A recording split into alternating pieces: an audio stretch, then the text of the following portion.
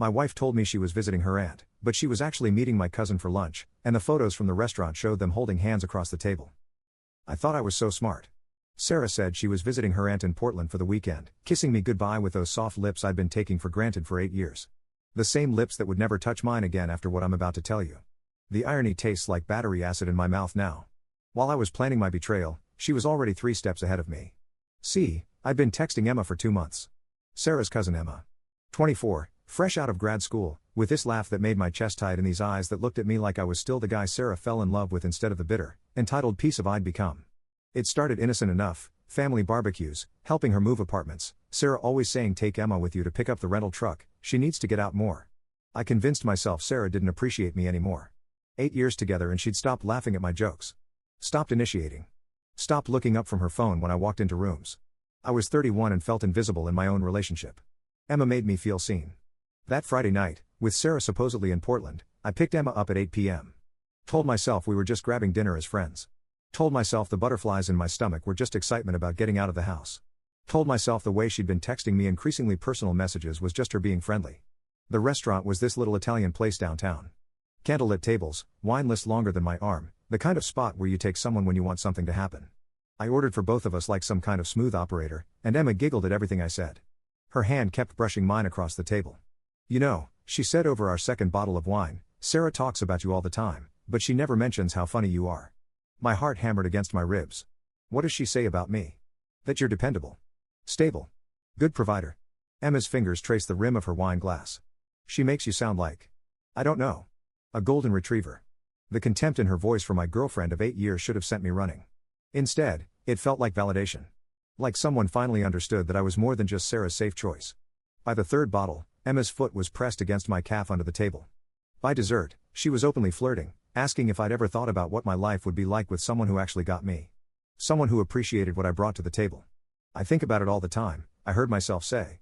That's when she leaned across the table and kissed me. Right there in the middle of Romano's, with the elderly couple 3 tables over watching in obvious disapproval. Her lips tasted like wine and possibility and the complete destruction of everything I'd built with Sarah. I kissed her back. We made out in my car afterward like teenagers. Her hands in my hair, my hands everywhere they shouldn't have been. She whispered things that Sarah hadn't said to me in months. Things that made me feel like I mattered again. Come back to my place, she breathed against my neck. I should have said no. Should have driven her home and confessed everything to Sarah the moment she got back from Portland. Should have fallen to my knees and begged forgiveness for even entertaining the thought of betraying her. Instead, I followed Emma to her apartment and spent the night doing things that would haunt me for the rest of my pathetic life. I woke up Saturday morning in Emma's bed with her head on my chest and my phone buzzing with a text from Sarah, having such a good time with Aunt Carol. Wish you were here. Love you. The guilt hit me like a freight train. Not just the cheating, but the lying. The calculated deception. The way I'd convinced myself Sarah deserved this somehow. Looking at Emma sleeping peacefully beside me, I realized I didn't feel the way I thought I would. I felt hollow. Dirty. Like I'd traded something precious for something cheap. But instead of leaving, instead of coming clean, I stayed for breakfast. Let Emma make me eggs and coffee while wearing my shirt from the night before. Let her talk about how good it felt to finally be honest about our feelings. Let her kiss me goodbye at the door and promise to text me later. Sarah came home Sunday evening glowing and relaxed, full of stories about her aunt's new boyfriend and the farmer's market they'd visited. She curled up against me on the couch and said she'd missed me, and I held her close while the lies burned in my throat like acid. The photos showed up in my DMs Monday morning.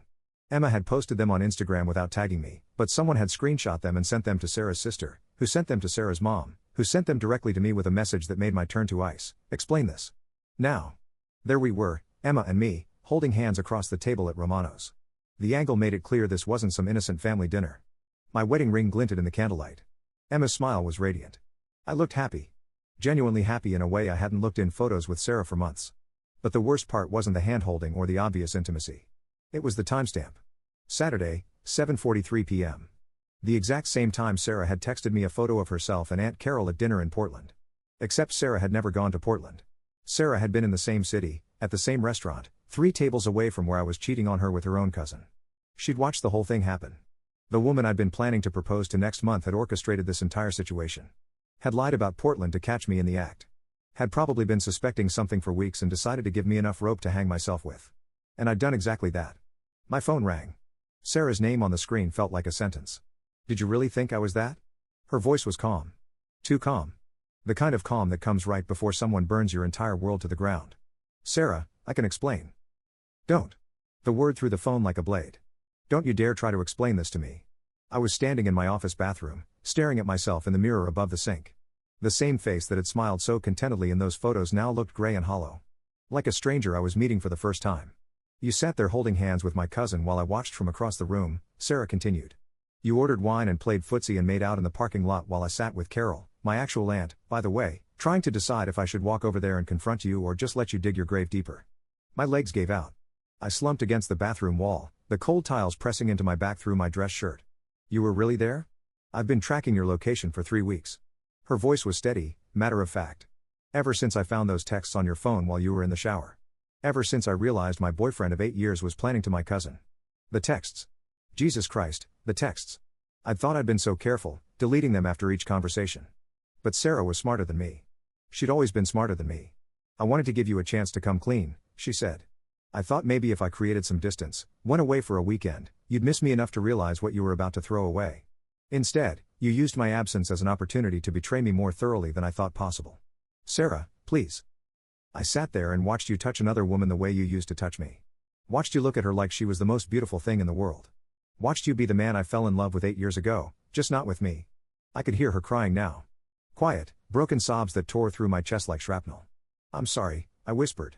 The words felt meaningless. Pathetic. Like trying to stop a hemorrhage with a band-aid. No, you're not. You're sorry you got caught. If I hadn't been there, if those photos hadn't ended up online, you'd still be lying to my face right now. She was right. I'd already been planning to delete Emma's number, pretend it never happened, maybe even propose to Sarah sooner to assuage my guilt. I'd been ready to build our entire future on a foundation of deception. I loved you, Sarah said quietly. I was going to marry you. I was going to have your children and grow old with you and trust you with every secret I had. And you all of that away for what? For my cousin? For someone who's young enough to still think cheating is romantic? It wasn't about Emma. Then what was it about? And don't tell me it was because I stopped paying attention to you or stopped making you feel special. Don't make this my fault.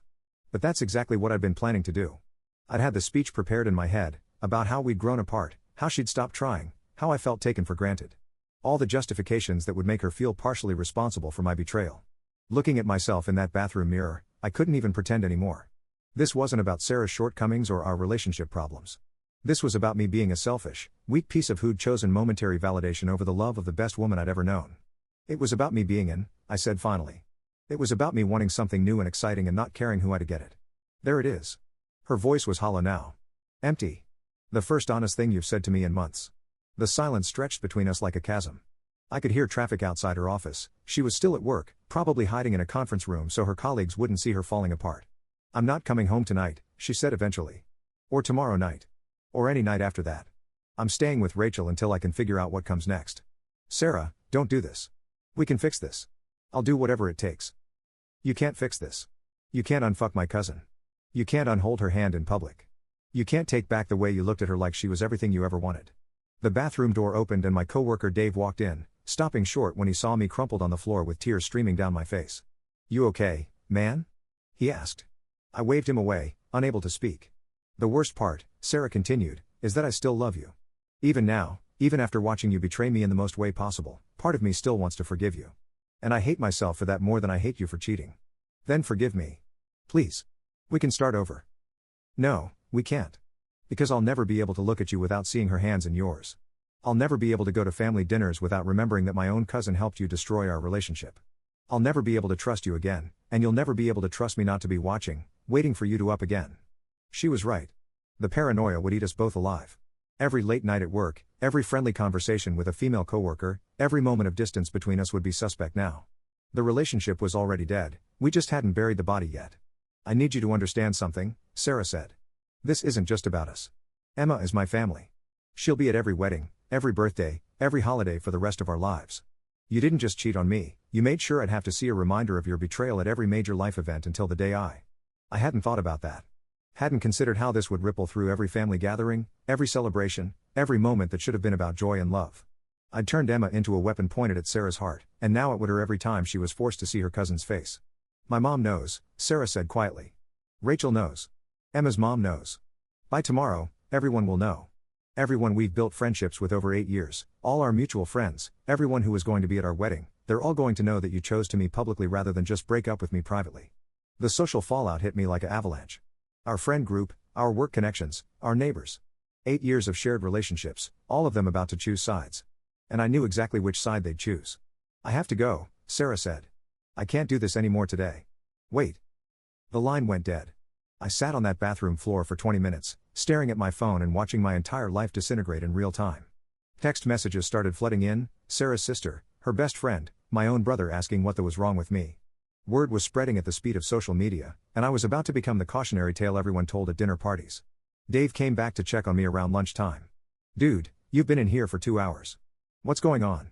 I looked up at him from the floor, this guy I'd known for 5 years, whose wedding I'd attended, whose kids I'd bought Christmas presents for. Soon he'd know too. Soon everyone would know that I was the kind of man who cheats on his girlfriend with her cousin in public and gets caught in the most way possible. I said. I up so bad there's no coming back from it. But that wasn't even the worst part yet. That was still coming. The worst part wasn't the friends who stopped returning my calls or the coworkers who suddenly found reasons to avoid me in the hallway. It wasn't even the family dinners I'd never be invited to again or the wedding invitations that would never come. The worst part was Emma. She showed up at my apartment Wednesday night with tears in her eyes and rage in her voice, demanding to know why I'd thrown her under the bus to Sarah's family. Apparently, in the 3 days since the photos surfaced, she'd been completely excommunicated. Her own mother had called her a home-wrecking little and told her she wasn't welcome at Christmas. Sarah's aunts and uncles were pretending she didn't exist. Her grandmother, Sarah's grandmother too, had removed her from the family group chat. You said you loved me, Emma screamed, pounding her fists against my chest in my doorway. You said Sarah didn't understand you. You said you were going to leave her for me. I had said those things. In the heat of the moment, with wine coursing through my veins and her body pressed against mine, I'd painted a fantasy of a future together. I'd made promises I never intended to keep to a woman I'd never actually loved. I was lying, I told her, and watched her face crumble. I was lying to you and lying to myself. I never loved you. I was just using you to feel better about my own. She slapped me so hard my ears rang. Then she slapped me again. You destroyed my family, she sobbed. You destroyed everything for me. And for what? For nothing? You don't even want me? Standing there watching Emma fall apart, I realized I'd turned into the kind of man who leaves destruction in his wake. I hadn't just betrayed Sarah, I'd manipulated a younger, more vulnerable woman into betraying her own cousin and then abandoned her to face the consequences alone. Get out, I said quietly. Don't come here again. She left, but not before telling me exactly what she thought of me. Words I won't repeat here because I deserve every one of them and worse.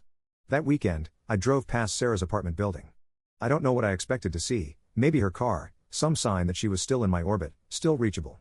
Instead, I saw her loading boxes into a U-Haul truck with Rachel's help. She was leaving. Not just me, but the entire city where we'd built our life together. I parked across the street and watched her carry out the lamp she'd bought for our first apartment, the plant she'd nursed back to health on our kitchen windowsill, the photo albums documenting 8 years of birthdays and vacations and quiet Sunday mornings. Our entire history reduced to cardboard boxes and trash bags. Rachel saw me first. She said something to Sarah, who looked up and spotted my car. For a moment, we stared at each other across the street, 8 years of love and trust and shared dreams suspended in the space between us. Then Sarah turned away and kept packing. I wanted to get out of the car, to run across the street and beg her to reconsider. To tell her I'd do anything, change anything, be anyone she needed me to be. But I knew it would only make things worse for her. I'd already done enough damage. So I drove away and let her go. The months that followed were a masterclass in karma. Word of what I'd done spread through our social circle like wildfire, and the consensus was unanimous. I was a piece of who didn't deserve forgiveness. Invitations stopped coming. Group chats went quiet when I joined them. Friends I'd known for years looked through me like I was invisible. My work suffered. My boss, who'd always liked Sarah, treated me with barely concealed contempt. I got passed over for a promotion I'd been promised. My performance reviews suddenly mentioned character concerns and trust issues. I started drinking alone most nights, scrolling through Sarah's social media to see glimpses of her new life in Seattle. She looked happy. Genuinely happy, in a way she hadn't looked with me in the final months of our relationship. She'd gotten a new job, made new friends, started posting photos of hiking trips and art classes and dinner parties where everyone was smiling and laughing. She looked free. Meanwhile, I was rotting in the grave I'd dug for myself. Dating was impossible. Every woman I met eventually heard the story and ghosted me. The few who stuck around long enough to sleep with me made it clear they saw me as a cautionary tale about men who can't be trusted. I tried therapy for a while, but even my therapist seemed disappointed in me. We'd talk about rebuilding trust and processing guilt, but I could see it in her eyes, the same look everyone gave me now.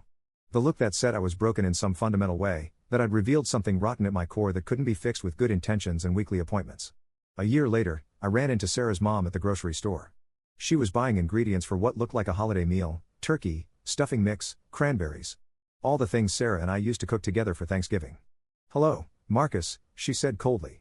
Mrs. Peterson. How is Sarah? She's engaged. The words hit me like a physical. I actually staggered backward into the cereal aisle. To who? Someone who deserves her. She looked me up and down with obvious disgust. Someone who would never her the way you did. I wanted to ask more questions, when, where, how they met, but Mrs. Peterson was already walking away. At the end of the aisle, she turned back. She never mentions you anymore, she said. It's like the 8 years you were together never happened. That's what you wanted, isn't it? To erase your relationship so completely that she could pretend you never existed? I hadn't wanted that. I'd wanted to have my cake and eat it too, to keep Sarah's love and stability while also getting the excitement and validation I craved from Emma. I'd wanted to be the protagonist in 2 different stories without considering that I was actually the villain in both. But now, watching Mrs. Peterson walk away with her holiday groceries, I realized that Sarah's ability to move on so completely wasn't cruel, it was self-preservation. She'd survived my betrayal by cutting me out like a cancer, and now she was building a life where I was nothing more than a bad memory that occasionally surfaced at therapy sessions. 2 years later, I'm sitting in my apartment on Christmas Eve, on cheap wine and scrolling through Instagram photos of Sarah's wedding. She looks radiant in her dress, laughing as her new husband, a kind-faced man with gentle eyes, spins her around on the dance floor. Emma is noticeably absent from the family photos. All our mutual friends are there, celebrating the love story I could have been part of if I hadn't been such a selfish piece of. Rachel gave a maid of honor speech about how Sarah deserves someone who sees her value every single day. Sarah's dad walked her down the aisle to marry a man who proposed to her in the same park where I'd planned to propose 3 years ago. I close the app and pour another glass of wine, but it tastes like ashes and regret. Tomorrow I'll wake up hungover and alone, and I'll spend another day living with the knowledge that I had everything most people spend their entire lives searching for, and I had a way for one night of feeling special with someone who never really mattered to me. I'll think about texting Sarah congratulations, then delete the message before sending it because I know she doesn't want to hear from me ever again. I'll go to work and pretend to care about spreadsheets and meetings while inside I'm still that broken man sitting on a bathroom floor, realizing that the best thing in his life was already over. And I'll remember, like I do every single day, that this is the life I chose when I decided my momentary happiness was worth more than Sarah's trust. The photos from that restaurant didn't just capture me cheating, they captured the exact moment I traded a lifetime of love for a few hours of feeling wanted by someone who didn't even know me. If you're reading this and you're thinking about cheating, if you're telling yourself your partner doesn't appreciate you anymore, if you're convincing yourself that one night won't matter, let me save you some time. It will destroy everything you've built, everyone you will be better off without you, and you'll spend the rest of your life knowing that you're the kind of person who chooses temporary pleasure over permanent love. The worst part isn't losing them, it's realizing you never deserved them in the first place.